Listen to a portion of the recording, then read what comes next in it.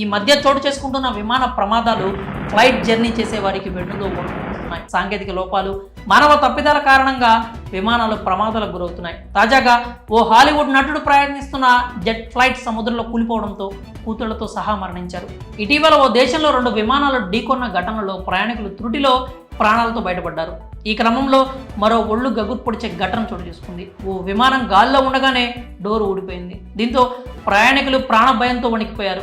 దీనికి సంబంధించిన వీడియో ఫ్లైట్లో ఉన్నవారు వీడియో తీసి సోషల్ మీడియాలో పోస్ట్ చేయగా నెట్టింట వైరల్గా మారింది. అలాస్కా ఎయిర్లైన్స్కి చెందిన బోయింగ్ 737-9 మ్యాక్స్ విమానానికి అత్యవసర పరిస్థితి దాపురించింది. ప్రయాణికులతో ఎయిర్పోర్ట్ నుంచి టేకాఫ్ అయిన కాసేపటికే ప్రమాదం బారిన పడింది.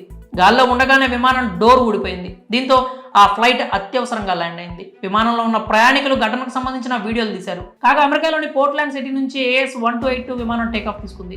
టేకాఫ్ తీసుకొని కొంత దూరం ప్రయాణించిన తర్వాత విమానం డోర్ ఊడిపోయింది. దీంతో చాకచక్యంగా వ్యవహరించిన పైలట్లు పోర్ట్లాండ్ అంతర్జాతీయ విమానాశ్రయంలో ల్యాండ్ చేశారు. ఆ సమయంలో విమానంలో 171 మంది ప్రయాణికులు, 6 సిబ్బంది ఉన్నట్లు తెలుస్తోంది. అకస్మాత్తుగా డోర్ ఊడిపోవడంతో విమానం ల్యాండ్ అయ్యేంత వరకు ప్రాణాలు అరచేతిలో పెట్టుకొని బిక్కుబిక్కుమంటూ గడిపారు.